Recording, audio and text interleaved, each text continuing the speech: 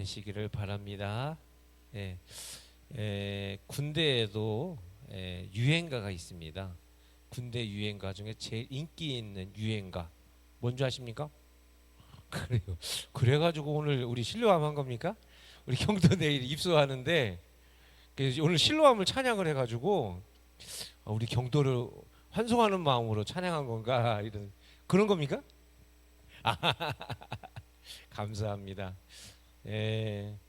우리 청년들이 이렇게 뭐 현역으로 입대하는 건 아니죠. 사회복무요원으로 제 일을 하게 될 텐데 우리 국민으로서 자기의 그 맡겨진 일들, 그 의무들을 잘 감당하는 건 참 멋진 일인 것 같아요. 물론 어려운 일이죠. 쉬운 일 아니고 누가 가고 싶겠습니까? 군대 가고 싶은 사람이 누가 있습니까? 별로 다 힘들어하고 안 갔으면 좋아하고 뭐 그렇지 않습니까? 그렇지만 또 그것을 해낸다는 건 참 귀한 일이고 또 앞으로 또 우리 젊은 친구들이 또 대한민국을 잘 이끌어 나가는 그 바람도 있지 않습니까? 그래서 우리 많이 기도해주고 우리 어른들이 우리 젊은이들에게 좋은 나라 이어져야 될 줄로 믿습니다. 내가 잘못했나 싶어가지고 제가 카톡도 확인하고 그랬어요. 그랬더니 빛의 아들 저 낮의 딸이 잘못됐죠. 지금 아까서부터 신경이 쓰여가지고 지읒으로 바꿔줘. 낮의 딸 지읒으로 좀 바꿔주시기 바랍니다. 제가 아까서부터 계속 제가 내가 잘못 보냈나 싶어가지고 그래가지고 카톡을 확인했어요. 내가 여러분이 내가 잘못 보냈나 싶어가지고 바뀔 수 있습니까? 됐습니다. 감사합니다. 이제 마음이 좀 편안하네요. 이제 이거 지금 상당히 제가 아까서부터 불안해가지고 불편해가지고 이거 어떻게 하지 했는데 이제 정상으로 좀 돌아왔습니다. 감사합니다. 또 군대 얘기도 했고 또 실로암 찬양도 했고 그렇습니다만 사실은 우리 크리스찬들은 늘 영적인 전쟁을 하는 사람들이죠. 영적 전쟁을 한다는 것은 사실은 우리가 살아가는 삶의 현장이 늘 전쟁터와 같다는 것을 우리가 뭐예요? 전제하고 살아가는 것이죠. 그래서 우리가 삶의 어떤 자리에서도 하나님 안에서 승리하고 말씀 안에 살아가려고 우리가 노력하는 줄 믿습니다. 자, 우리가 영적 전쟁을 한다면 영적 전쟁에 적군이 있겠죠, 그죠? 적군. 우리 내 편이 있는 거죠. 아군. 내 편이 있는가 하면 적군이 있습니다. 우리 믿음의 사람들에게 적군은 마귀죠. 마귀가 우리의 적군입니다. 자, 지피지기면 백전백승이라고 우리가 마귀를 알아야 되겠죠. 그럼 마귀는 어떤 전략으로 우리 크리스찬들이 하나님에게서 멀어지고 영적으로 피폐해지고 믿음의 길을 가지 못하게 하고 죄악으로 빠지게 하는가? 그 마귀의 전략이 뭘까? 마귀의 전략은 뭘까요? 마귀는 어떤 전략으로 우리 성도들을 죄에 빠지게 할까? 어떤 전략을 쓸까요? 어떤 전략? 우리 예수 믿는 사람들한테 막 화려한 것들, 멋진 것들로 유혹을 해가지고 도박에 빠지게 하고, 뭐 죄에 빠지게 하고, 뭐 잘못된 길에 빠지게 하고, 음탕한 길에 빠지게 하고, 뭐 이렇게 해가지고 마귀가 우리 믿음의 사람들을 넘어뜨릴까요? 아니에요. 그러니까 우리 성도님들은 뭐 다 끄떡없다 이거죠. 아멘. 아멘인 줄로 믿습니다. 아멘인 줄로 믿습니다. 그래야죠, 당연히. 그런데요, 성경에 보니까 마귀의 전략은 굉장히 교묘하더라고요. 단순하게 북한이 우리한테 쳐들어올 때 그냥 6.25 전쟁 때는 그냥 어느 날 갑자기 탱크 밀고 왔잖아요. 소련제 탱크. 그때 당시엔 최고의 무기 아니었습니까? 세계 최고의 무기를 2차 대전에 승리를 이끌었던 탱크인데 그 탱크를 밀고 오니까 저 경상남도까지 확 밀려간 거 아니면 낙동강 전선까지 밀려나가는데 꼼짝 못한 거 아니에요, 그죠? 그렇게 마귀가 탱크처럼 밀고 들어와서 우리를 넘어뜨릴 것 같지만 사실 마귀는 그렇게 단순하지 않죠. 마귀는 굉장히 교묘합니다. 창세기 3장 1절부터 3절까지를 한번 보면서 시작을 해볼까 합니다. 창세기 3장 1절에 3절 우리 천천히 읽어봅시다. 시작. 그런데 뱀은 여호와 하나님이 지으신 들짐승 중에 가장 간교하니라. 뱀이 여자에게 물어 이르되 하나님이 참으로 너에게 동산의 모든 나무의 열매를 먹지 말라 하시더냐.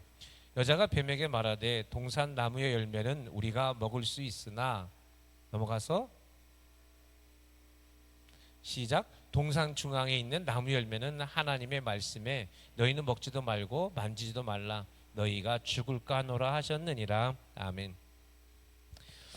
마귀가 인간을 조종하는 전략, 인간을 죄에 빠지게 하는 전략, 대표적으로 1절 다시 한번 돌아보면요, 마귀의 전략은 굉장히 교묘한데 어떻게 교묘하게 찾아오냐면, 뱀이 간교하게 사람에게 찾아와서 어떻게 하냐면, 하나님이 참으로 너에게 동산 모든 나무 열매를 먹지 말라 하시더냐라는 질문을 해요.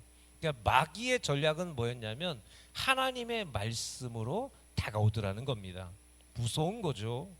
우리는 하나님의 말씀을 붙들고 살아가는 사람들이죠. 믿습니까?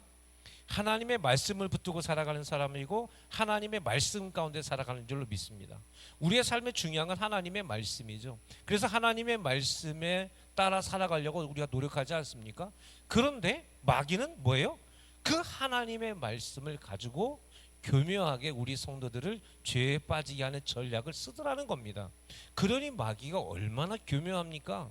왜요? 하나님의 말씀 가지고. 그래서 세상에 나가보면 뭐예요? 세상에 나가보면 많은 이단자들이 뭘로 다가옵니까? 예수 믿으세요로 다가옵니까? 아니면 성경 공부 한번 해보자고 말합니까? 성경 공부해보자고 말하죠. 예수 믿으세요라는 말 안 합니다. 뭐 합니까? 성경 공부하자고 말하죠. 그래서 성경을 어떻게? 자기들 나름대로 풀어서 가르쳐줘서 이 일반 성도들이 그 말에 너무 휩쓸린 경우가 있습니다. 자, 첫 번째 전략은 마귀가 말씀으로 다가오더라. 두 번째는 뭐냐면요, 마귀의 작전이 뭐냐, 하나님께서 동산 중앙에 너희에게 동산 모든 나무 열매를 먹지 말라 하더냐. 교묘하죠. 뱀이 모를까요? 이 얘기를 모르겠냐 말이에요. 그죠? 아니까 이 질문했을 거 아니에요. 그죠? 모르고 어떻게 이런 질문을 합니까? 하나님께서 동산 중앙에 있는 나무는 먹지 말라고 하지 않았습니까? 선과 악이 구분하는 나무죠. 그거 먹지 말라고 했는데 뱀은 그걸 알고 있었어요. 그러니까 그걸 가지고 찾아왔습니다. 그 얘기를 질문하죠. 그런데 놀라운 건 뭐냐면 마귀가 이 여인을 죄에 빠지게 했던 게 뭐였냐면, 말씀으로 다가왔다 한다면 말씀을 어떻게 하게 만드느냐, 말씀을 자기 생각으로 풀어버리게 하더라는 거예요. 뭘 하더라? 자기 생각으로 풀어버리게 하더라. 이게 마귀의 전략이었죠. 말씀으로 다가오는데 무엇으로 풀게 한다? 자기 생각으로 풀게 한다. 그래서 세상에 많은 이단자들이나 잘못된 사람들의 얘기를 들어보면 분명히 하나님의 말씀은 하나님의 말씀이에요. 그럴듯해요. 여러분, 우리가 팝송 들어보면 팝송에는 할렐루야도 많이 들어가 있고 아멘도 많이 들어가 있어요. 갓도 들어가 있고 지저스도 많이 들어가 있어요. 할렐루야를 들어가니까 다 찬양 같죠. 근데 들어보면 그 찬양이 아니에요. 전혀 찬양 아니에요. 오히려요, 하나님을 빗대어서 세상을 비판하는 것도 있고요, 동성애를 찬양하는 것도 많고요, 죄악된 노래가 훨씬 많습니다.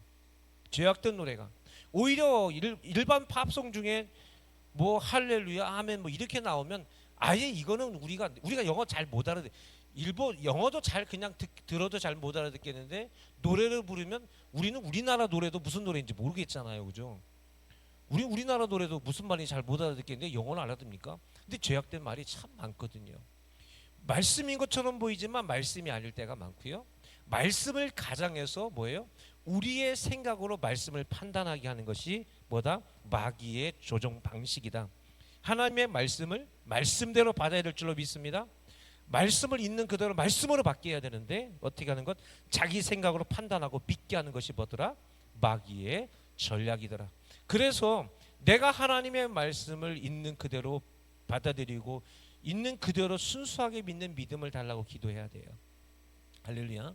그래서 잘못된 풀이들이나 또 이것을 가지고 오역하거나 잘못된 풀이들은 때로 자기 생각으로 잘못 판단하다 보면 마귀의 전략에 빠져서 인본주의에 빠지게 되고 세상에 빠지게 되어서 하나님을 뭐하게 만듭니까? 부정하게 만드는 거예요. 그래서 어떻게 합니까? 인간들은 죄에 빠지게 되죠. 거짓말하게 되고 마귀도 뭐예요? 거짓말에 동조하게 되는 것입니다. 그러니까 여러분, 우리가 믿음의 사람들이 항상 뭐예요? 탱크로 밀고 들어오는 게 아니라 말씀으로 밀고 들어오더라.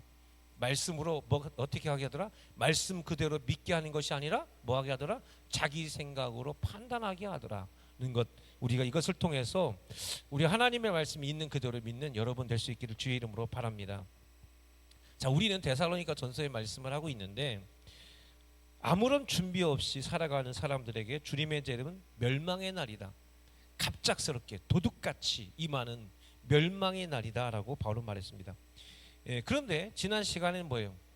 죽으면 끝난다? 죽으면 끝난다? 아니라는 거죠. 심판은 죽어서도 이루어진다라는 것.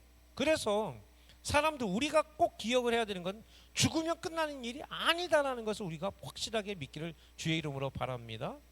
우리 주변의 성도들에게, 우리 자녀들에게 우리는 죽음은 새로운 시작이요 하나님의 나라로 이르는 또 다른 과정인 것을 믿으시기를 바랍니다. 죽으면 끝난다, 안 끝난다? 죽어서 끝나는 게 아니다. 심판은, 멸망의 날은 죽어서도 반드시 일어나더라. 하나님께서 죽은 자들 다 살아나시는데, 믿음의 사람에게는 뭐예요? 공중들림 받고 죽고 우리가 다 부활해서 주님의 부름을 받지만 뭐예요? 믿지 않는 사람들에게 뭐가 일어납니까? 멸망의 심판, 죽음의 심판, 죽음의 종말, 멸망의 종말이 오는 것입니다. 할렐루야. 그러니까 뭐예요? 우리 생명도 누구 겁니까? 하나님 것이니까 주어진 생명 내게 주실 때까지 믿음으로 열심히 살아가는 여러분 될 수 있기를 주님의 이름으로 바랍니다. 자, 그래요. 자, 오늘 말씀으로 넘어가 볼게요. 그러면 오늘 말씀 뭐냐면, 우리 그리스도인들에게 주님의 재림은 과연 어떤 날인가? 우리 그리스도인들에게 다가오는 재림의 날은 어떤 날인가에 대한 이야기가 이제 4절부터 시작되는 겁니다. 자, 4절부터 6절까지 같이 읽어봅시다. 시작. 형제들아, 너희는 어둠에 있지 아니하며 그날이 도둑같이 너희에게 임하지 못하리니 너희는 다 빛의 아들이요 낮의 아들이라. 우리가 밤이나 어둠에 속하지 아니하나니 그러므로 우리는 다른 이들과 같이 자지 말고 오직 깨어 정신을 차릴지라. 아멘.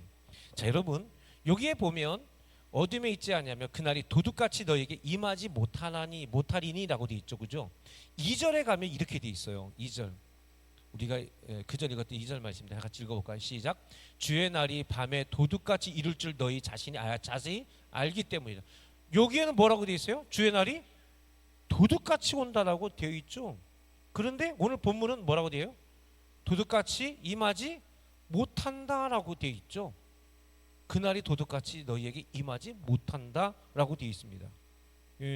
왜냐하면 우리가 어디에 있지 않으니까, 5절 뒤에 보니까 어디에 속해 있지 않으니까, 어둠에 속하지 않기 때문에 도둑같이 임하지 않는다라고 되어 있습니다. 앞에는 도둑같이 임한다고 했습니다. 그렇죠? 이전에는 도둑같이 임한다. 그런데 이번에는 도둑같이 임하지 않는다. 도둑같이 임하는 것은 뭐예요? 도둑같이 임하는 사람들은 나중에 3절을 보면은 그들이 편안하다, 안전하다라고, 뭐 언제 뭐 심판이 나겠어, 뭐가 종말이 나겠어, 언제 비가 내려서 이 노아의 홍수가 어떻게 일어나겠어, 이런 생각하는 사람들에게는 뭐예요? 종말이 도둑같이 임하지만 주의 재림을 믿고 있는 사람, 예수님께서 다시 강림하실 것을 믿고 있는 사람들에게는 도둑같이 임하지 못한다라고 오늘 본문에서 우리에게 말하고 있는 겁니다. 여기서 바울이 강조하는 것은 한밤중에 도둑같이 올 때 갑작스러움과 놀라움, 2절의 말씀에 그렇죠. 갑작스럽게 놀라게, 우리가 전혀 대비되지 못하고 전혀 대처하지 못한 상태에서 갑자기 도둑같이 임하게 되는 것이 뭐예요? 예수님의 재림의 날입니다. 할렐루야. 예수님의 재림은 인간이 미처 알지 못하는, 정확하게 판단할 수 없는 불특정적인 그 어떤 날이 되는 것입니다. 그 어떤 날, 하나님의 카이로스와 인간의 크로노스가 딱 맞춰지는 그 날이 예수님의 재림의 날인데, 그 날이 도둑같이 온다는 것은 갑작스럽게 놀랍게 온다는 거예요. 근데 3절에서 보면 편안하다, 안전하다. 뭐 편안하다, 안전하다는 말은 뭐냐면 언제 오겠어? 그런 게 어디 있어? 노아가 방주를 짓는 동안 100여 년 동안 방주를 짓잖아요. 근데 사람들이 뭐예요? 야, 비가 오기는, 올해 가뭄이 들어서 농사가 안 되는데 뭐가 비가 온다고 생각해? 이 말이 편안하다, 안전하다 생각하는 하나님의 계획하심, 하나님의 말씀을 말씀 그대로 받아요, 안 받아요? 하나님의 말씀을 말씀 그대로 받지 않는 사람들이죠. 이런 사람들에게는 그날이 뭐예요? 도둑같이 갑작스럽게 놀랍게 일어날 날이라고 말합니다. 주의 날이 도둑같이 임할 때 그들은 혼비백산하고 놀라게 되고 그렇게 됐지만, 우리 그리스도인들은 어떻게 된다? 주님의 재림을 기다리며 또 기다리고 있기 때문에 그날이 도둑같이 임한다는 것이 아니라는 거죠. 임하더라도 예수님께서 재림하실 때 우리가 놀란다, 안 놀란다? 놀란다, 안 놀란다? 안 놀란다는 것이죠. 안 놀란다는 것, 그것이 이 예수님의 재림의 때 우리에게 나타나. 우리가 여러분, 우리 믿음의 사람들이 꼭 알아야 돼요. 그게 뭐냐면, 예수님께서 재림하실 때 우리 특히 충청도 사람인, 특히 한국 사람들은 원래 그런 데다가, 한국 사람들은 원래 사람들 앞에서 이분은 뭐 테니스를 잘해요, 이분은 축구를 잘해요, 이 사람 피아노를 잘 쳐요. 그러면 우리 한국 사람들은 뭐라고 말합니까? 아유, 제가 뭘 잘해요, 이렇게 말하죠. 저 잘하는데 말하면은 되게 교만스럽게 생각하죠, 그죠? 근데 잘 못한다고 하는데 나중에 보면 뭐 피아니스트 해가지고 뭐 외국 유학까지 갔다 오고 뭐 그런 사람들이 있는데 뭐라고 말해? 잘 못한다고 말하죠. 근데 외국 사람들 뭐라고 말해요? 도레미파 솔라시도 맞춰도 자기 피아노 친다고 말하죠. 외국 사람들과 한국 사람들의 차이예요. 근데 우리가 그런 습성이 있다 보니까 예수님의 재림의 때가 되면 내가 예수님 앞에서 어떻게 똑바로 설 수 있을까, 이렇게 생각한다고요. 여러분, 그렇지 않습니다. 할렐루야. 여러분, 하나님 앞에서의 자신감을 갖기 바랍니다. 하나님은 나의 아버지시죠. 여러분, 부모님 앞에 섰을 때 내가 이번에 지난주에 명절이지만 내가 경제적으로 어려우면 부모님께 용돈을 잘 못 드릴 수도 있고, 내가 좀 여유로우면 뭐 용돈도 잘 드릴 수도 있고 하지만 내가 어려울 때는 잘 못하는 거 아닙니까? 그렇다고 해서 부모님 앞에 부끄러운 건 아니잖아요. 그렇다고 안 가는 것도 아니잖아요, 그죠? 미안하긴 하죠. 근데 부모님들은 뭐예요? 뭐 어려운 거니까 와준 것만 해도 좋고 함께 있는 것만 해도 좋은 거 아니겠어요, 그죠? 우리 하나님 앞에 서는 건 그런 겁니다. 우리 예수님이 재림하시면 믿음의 사람들에게는 뭐예요? 그날이 너무나 놀라운 기쁨의 날인 거예요. 너무나 놀라운 불행의 날이 있는가 하면 너무나 놀라운 기쁨의 날이 우리가 예수님의 재림하는 날입니다. 그런 확신이 있기를 바랍니다. 두려워할 것도 없어요. 내가 혹시나 예수님 앞에 책망받으면 어떨까? 그날은 책망받을 사람 아무도 없습니다. 할렐루야. 온 것만 가지고도 기쁘고 함께 있는 것만 해도 칭찬하고 좋은 것, 그날이 왜요? 그날은 자칫날이기 때문에 그렇다는 사실 확실히 믿으시기 바랍니다. 그래서 우리 이 말씀 4절의 말씀에는 뭐냐면, 우리가 어둠에 속한 사람이 아니기 때문에, 하나님 예수 그리스도를 믿는 믿음의 사람들이기 때문에 우리에게는 뭐예요? 도둑같이 임하지 않는다는 겁니다. 즉 갑작스럽게 놀랍게, 그래서 누구에 충격 주는 요법으로 들어오는 날이 전혀 아니라는 겁니다. 이 부분에 대해서 메시지 성경 4절 5절을 제가 읽어드릴게요. 그러나 친구 여러분, 여러분들은 어둠 속에 있지 않으니 그런 일로 당황할 일은 없을 것입니다. 여러분은 빛의 아들이며 낮의 딸입니다. 탁 트인 하늘 아래서 살아가는 우리는 우리가 서 있는 곳이 어디인지를 잘 압니다. 이렇게 말하고 있습니다. 주의 날이 도둑같이 덮친다 할지라도 그런 일로 우리가 당황할 일이 있다 없다? 당황할 필요가 전혀 없다. 왜냐하면 우리가 어디에 속해 있기 때문에, 빛에 속해 있기 때문에, 낮에 속해 있기 때문에 라고 이렇게 말하고 있습니다.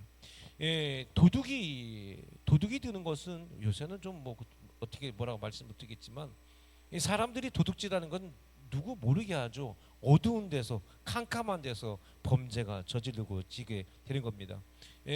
밤에 누군가를 만나면 놀랍죠. 여러분, 밤에 길을 가면 제일 무서운 게 뭡니까? 귀신이 무섭습니까? 사람이 제일 무섭습니다. 그렇죠? 밤에 가다가 갑자기 사람이 나타나면 깜짝 놀랍니다. 그렇죠? 깜짝 놀랍니다. 저도 밤에 가다가 어떤 길을 가다가 앞에 뭐 여자분들이 앞에 가고 그러면요, 일부러 좀 천천히 갔다가, 이러면 내가 여자분 빨리 먼저 지나가야 되겠다, 빨리 가면 쫓아오는 줄 알고 놀라잖아요. 제가 인상이 밤에 만나면 너무나 환상적인 인상이 아니다 보니까, 그러니까 내가 먼저 지나가야지 하고 막 쫓아가지 않습니다. 그래서 한참 기다렸다 지나가는 거 보고 천천히 돌아서 갑니다. 왜? 무서워할까봐. 무서워할까봐 그렇습니다. 아니면 기왕이면 먼저 가든지 그렇습니다. 먼저 가든지. 왜냐하면 여자분들 무서워하거든요. 엘리베이터 타더라도요, 엘리베이터 하면 여자 뒤에 안 섭니다. 제가 늘 뭐예요? 앞에 서 있습니다. 겁다 할까봐 뒤에 안 씁니다. 무서워하거든요. 엘리베이터 타도 혹시 이 사람이 어떤 사람인가. 그렇죠? 여러분 그렇습니다. 사람들이 당황하는 거, 어둠 속에 있는 사람들은 무섭습니다. 근데 어둠 속에 있는 것이 아니라 밝은 낯에 있는다 한다면, 밝게 해가 빛나는 곳에 있다고 한다면 어떨까요? 밝게 빛나는 좋은 공원 같은데 우리가 서 있다고 하면 사람들이 그렇게 두렵지 않을 겁니다. 밤에는요, 어린아이도 무섭습니다. 그렇죠? 어린아이도 무서워요. 밤에는요, 다 무서워 보입니다. 혹시나 무슨 사람일까? 그렇습니다. 근데 낮에는 뭐예요? 낮에는 뭐 걱정될 게 뭐 있습니까? 다 얼굴 다 보이고 그러니까 안전하다고 생각하는 겁니다. 메시지 성경에서는 우리 믿음의 사람들이 살아가는 삶의 자리가 탁 트인 하늘 아래서라고 되어 있습니다. 탁 트인, 이 밝은 빛 가운데 있는 사람들이기 때문에 그렇다. 그렇기 때문에 우리는 당황할 일이 전혀 없다라고 되어 있습니다. 자, 그런데요, 재미난 게요, 이게 영어 성경에서 메시지 성경을 영어로 풀어보니까 이렇게 되어 있습니다. 그런 일로 당황할 일은 전혀 없을 겁니다라고 되어 있는데, 이게 영어 원어로 읽어보니까 재밌어요. 직역하면 이렇게 되어 있습니다. 영어로 그냥 읽어드리면, But friends, you are not in the dark, so how could you be taken off guard by any of this? 이렇게 되어 있습니다. 이게 무슨 말이냐면, 그러나 친구여, 당신은 어둠 속에 있지 않는데 이런 일로 인해서 어떻게 가드를 내릴 수 있겠습니까? 라고 되어 있어요. 이게 반어법적인 거예요. 가드가 뭡니까?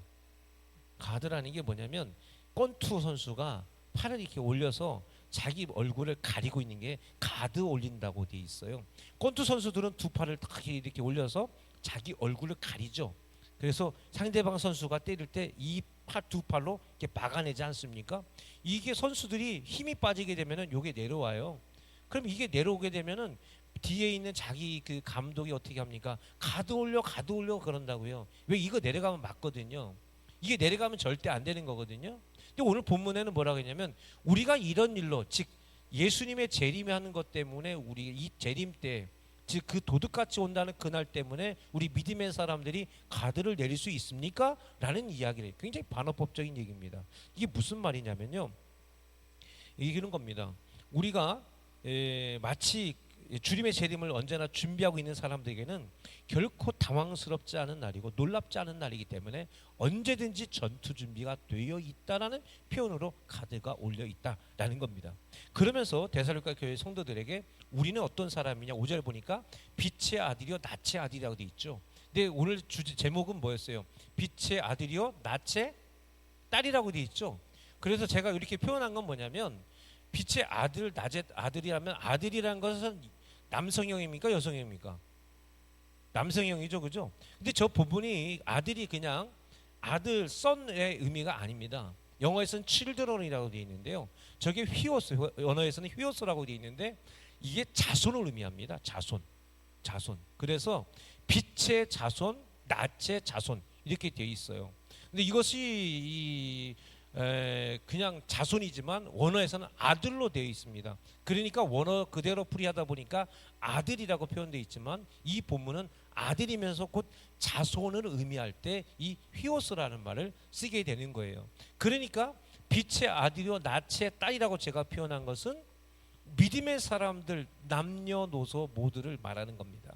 어떻게 특정한 남자들, 어떤 계층에 있는 사람들, 어떤 직분에 있는 특별한 사람들, 목사님만 의미하는 것도 아니고, 목사님만 빛의 아들이고, 목사님은 빛의 아들이고, 또 성도들은 낯의 자녀고, 그래서 낯보다 빛이 더 강한 큰 개념이잖아요, 그죠? 그러니까 목사님은 더 큰 개념으로서 목사님, 뭐 낯은 뭐 이렇게 표현하면 성경을 굉장히 잘못 표현한 거죠. 그게 아니고, 믿음의 모든 사람들, 빛의 자녀들, 빛이 누굽니까? 우리 하나님 아니세요? 할렐루야. 하나님의 자녀들을 이렇게 표현한 겁니다. 그래서 빛의 아들, 낯의 아들이라고 제가 이렇게 딸이라, 낯의 딸이라고 표현한 것은 예수님 믿는 모든 남녀노소를 의미하는 겁니다. 특정한 직분을 가진 사람도 아니고, 남자만 말하는 것도 아니고, 모든 사람들을 표현했을 때 이렇게 의미를 담고 있습니다. 그래서 저는 빛의 아들, 낯의 딸이다 이렇게 표현하게 된 겁니다. 하여간 중요한 것은 빛의 아들이요 낮의 딸입니다. 이 어둠 속에서 우리가 살지 않는 믿음의 사람들은 어둠에 살지 않는다라는 표현을 바울은 여기서만 한 것이 아니라 바울이 즐겨 사용했어요. 에베소서에 한번 가볼게요. 에베소 5장 8절에서 9절까지 말씀. 다 같이 시작. 너희가 전에는 어둠이더니 이제는 주 안에서 빛이라. 빛의 자녀들처럼 행하라. 빛의 열매는 모든 착함과 의로움과 진실함에 있느니라. 아멘. 그렇습니다. 우리는 믿음의 사람들이죠. 우리가 예수님을 믿기 전에는 뭐예요? 어둠의 자녀죠. 데살로니가 전서뿐만 아니라 에베소서에서 보는 것처럼 믿음의 사람들을 빛의 자녀로 발언하고 믿음이 없는 사람들을 어둠의 자녀라고 이렇게 표현하죠. 빛은 누굽니까? 하나님이십니다. 할렐루야. 우리는 하나님의 자녀입니다. 믿습니까? 하나님의 자녀이기 때문에 누구처럼 살아야 됩니까? 하나님의 자녀처럼 살아가는 것입니다. 할렐루야. 우리는 여러분들 하나님의 자녀처럼 살아가야 됩니다. 세상에서 어둠의 자녀처럼 살면 돼요, 안 돼요? 안 되는 거예요. 안 되는 거죠. 빛의 자녀처럼 행동하고 빛의 자녀들처럼 당당하게 살아가야 됩니다. 근데 그 빛의 열매, 빛의 자녀들이 살아가는 열매들은 뭐냐면 착함과 의로움과 진실합니다. 그래서 믿음의 사람들은 이런 믿음의 삶을 살아가야 된다라고 말하고 있습니다. 로마서에서도 똑같이 나와요. 로마서 13장 12절에서 14절까지 말씀 같이 읽어봅니다. 시작. 밭이 깊고 낮이 가까웠으니 그러므로 우리가 어둠의 일을 벗고 빛의 갑옷을 입자. 낮에와 같이 단정히 행하고 방탕하거나 술 취하지 말며 음란하거나 호색하지 말며 다투거나 시기하지 말고 오직 주 예수 그리스도로 옷 입고 정욕을 위하여 육신의 일을 도모하지 말라. 아멘. 그렇습니다. 빛의 자녀들이 뭐예요? 우리 그리스도인들이 어둠의 자녀들처럼 세상에 빠져 살아가고 세상 속에 잘못된 일 속에서 빠져 살아가면 된다 안 된다? 그러면 안 되겠다. 왜냐? 우리는 뭐예요? 빛의 자녀들이기 때문에 빛의 자녀다운 삶, 빛의 자녀다운 살아감. 그래서 우리가 뭐예요? 빛의 갑옷을 입는 거예요. 하나님의 말씀이죠. 할렐루야. 하나님의 말씀으로 무장해서 이 땅을 우리가 살아가야 된다 이렇게 말씀하고 있습니다. 자, 그런데요, 오늘 우리가 묵상하고 있는 본문에서는 주님의 재림에 관해서 어둠 속에 있다는 말은 윤리적인 타락이나 방종, 즉 우리가 봤던 것처럼 로마서에 있던 것처럼 우리가 그리스도인들이 이렇게 살아가면 되겠는가, 에베소의 말씀처럼 우리가 기독교 윤리적으로 이렇게 다가오는 것이 아니라 영적인 가드를 말하고 있다는 사실을 우리가 기억을 해야 돼요. 즉 우리가 이 재림의 때에 영적 가드를 내릴 수가 있겠는가라는 이 이야기를 하고 있다는 것이 중요한 겁니다. 무슨 말이냐면 믿음의 사람이란 어떤 사람이냐? 믿음의 사람들은 영적으로 가드가 올라가 있는 사람들을 말하더라는 겁니다. 즉 팔이 내려와서 무방비 상태로 있는 사람들은 어떤 사람들이다? 지금 평안하다, 안전하다 생각하는 사람들이라는 거예요. 자, 우리가 마태복음 이야기 이 말씀을 하면서 열처녀 비유를 우리가 계속 얘기하고 있잖아요. 열처녀 비유를 보면 다섯 처녀들은 기름을 준비했지만 다섯 처녀들은 기름을 준비하지 않았잖아요. 여러분 우리가 이 말씀에서 놓치지 말아야 되는 게 뭐냐면 기름을 준비하지 못한 15명의 처녀들은 이 사람들이 예수님을 안 믿는다는 사람이라고 봐야 됩니까? 이들은 신랑을 맞이하러 준비하고 있던, 신랑을 맞이하려고 있던 사람들은 분명한 거잖아요. 믿음의 사람들 가운데에는 기름을 준비하고 있는 사람이 있는가 하면 기름이 준비 안 된 사람이 있는 거예요. 그렇죠? 우리가 이것을 깊이 생각을 해봐야 됩니다. 우리가 영적 전쟁을 한다고 할 때 마귀가 탱크 밀고 들어오는 게 아니라 말씀으로 다가온다는 것은 무슨 말입니까? 마귀의 교묘함입니다. 간교함입니다. 사람은요 마귀의 간교함을 이길 수 있을까요 없을까요? 우리는 이길 수가 없어요. 우리는 이길 수가 없습니다. 뭐가 필요하냐? 성령의 강권적인 역사 없으면 마귀를 싸워서 이길 수 있는 능력이 우리 안엔 애초부터 없는 거 아닙니까? 성령의 역사가 없으니까 그냥 다 무너져 버리거든요. 그게 하나님의 말씀인 줄 알았단 말이죠. 우리는 세상에 나가면 그게 진짜 하나님의 말씀인지고 따라갔다가 한참 시간이 지나고 나니까 내가 속았구나 싶은 것들이 참 많습니다.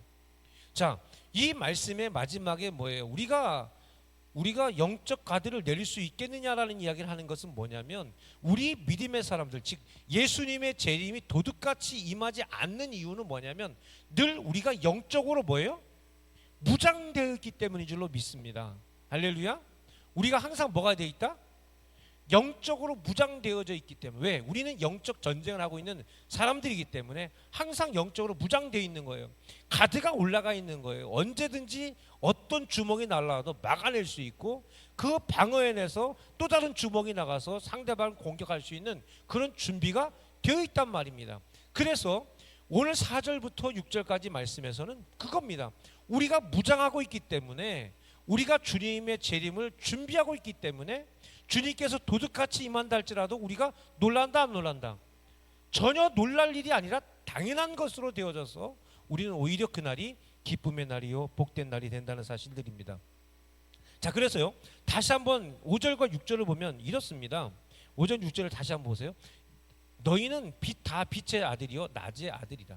우리가 밤이나 어둠에 속하지 아니하니 그럼 우리는 다른 이들과 같이 자지 말고 오직 깨어 정신을 차릴지라. 아멘. 그 얘기예요. 우리 재림을 기다리는 믿음의 사람들은 다른 이들과 같지 않다라는 얘기는 예수님을 안 믿는 사람이에요, 영적으로 무장하지 않는 사람이에요. 할렐루야. 바로 그렇습니다. 다른 이들과 같지 않다라는 말은 뭐냐면 이게 우리가 예수님을 안 믿는 사람들처럼 보이지만 편안하다 앉아라. 아이고 우리가 예수를 믿지만 아이고 성경에 어디 그런 게 있어. 이 말씀이 이런 거야 저런 거야 그렇게 생각하지 마라. 우리가 성경을 자기 자의적으로 잘못 판단하고 하나님의 말씀을 그대로 내가 순종할 생각이 아니라 자기 멋대로 판단하여 편안하다 안전하다 생각해서 그냥 내가 마음속에 영적인 무장이 안 돼 있는 사람들을 말합니다. 그런데 진정한 믿음의 사람들은 뭐예요? 깨어있는 믿음의 사람들. 할렐루야. 깨어있다는 말이 우리가 잠을 한 번 안 잔다는 얘기가 아니잖아요, 그죠? 우리가 늘 말씀에 기울이고 늘 하나님의 말씀으로 내가 무장시켜져서 어떤 죄악도 내가 이겨나갈 수, 싸워서 이길 수 있는 믿음의 준비 자세가 항상 우리 안에 되어 있는 믿음의 사람들입니다. 할렐루야. 우리 믿음의 사람들이 우리가 늘 기도하며 늘 말씀 가운데 서 있는 이유가 뭡니까? 우리가 매 주일마다 또 이렇게 수요일마다 또 새벽마다 우리가 기도하는 것이 뭡니까? 영적 무장 아닙니까? 할렐루야. 믿음의 사람, 예수님의 재림을 기다리는 사람들은 늘 영적 무장을 하고 있는 사람들이 바로 재림을 기다리는 사람들입니다. 그렇기 때문에 예수님이 재림하셔도 그날이 놀라운 날이 아니다. 전혀 안 놀라는 거죠. 딱 준비해서 풍선이 터진다는 걸 준비하고 딱 있어서 있는데 누가 풍선을 보고 있는데 터질 거를 딱 대비하고 딱 준비하고 있으면 풍선이 터져도 우리가 두렵지 않단 말이죠. 근데 아무 생각 없이 있다가 뒤에서 풍선을 딱 터뜨리면 어때요? 깜짝 놀라지 않습니까? 그렇죠? 바로 그와 같습니다. 그래서 영적 무장을 하고 있는 믿음의 사람들, 그렇죠, 우리가 늘 영적으로 싸우고 있는 영적인 사람들이라고 믿는 우리 믿음의 사람들은 예수님의 재림의 때가 두려움의 날이 아니다. 왜 그러면 우리는 어둠의 자녀가 아니라 누구의 자녀다? 빛의 자녀들이다 라는 말씀으로 오늘 말씀을 정리합니다. 메시지 성경에서는 그렇게 5절에 우리가 다른 이들과 같이 자지 않고라는 말을 어떻게 표현하냐면 몽롱한 채로 달리지 않는다라고 표현합니다. 몽롱한 채로라는 말은 뭐냐면 슬립워크입니다. 몽유병 환자가 걷는 겁니다. 무슨 말입니까? 우리가 이 세상에 살아가면서 믿음으로 굳게 서서 정신 바짝 차리고 하나님 말씀대로 무장해 살아갈 때 우리가 정신없이 왔다 갔다 하는 인생들이 아니라 늘 말씀으로 무장된 믿음의 사람들. 할렐루야. 그것이 바로 우리 자신들이 되어야 될 줄로 믿습니다. 이 시간 다 같이 통성으로 기도하겠습니다. 우리는 성령의 도움이 필요합니다. 우리의 영적 무장의 가장 강력한 힘은 성령 충만함인 줄로 믿습니다. 다른 어떠한 죄악이, 다른 어떤 유혹들이 내 심령 안에 들어오지 않도록 성령으로 충만하는 거예요. 충만하는 것은 가득 채워진 상태가 아니라 흘러 넘치는 상태입니다.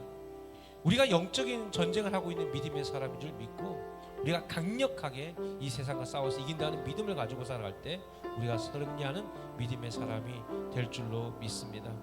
아버지 하나님, 영적으로 무장하여서 우리가 살아가는 삶의 자리가 무장하는 자리가 되기를 기도하기에 원합니다. 같이 기도하겠습니다. 아버지 하나님, 감사함을 드립니다.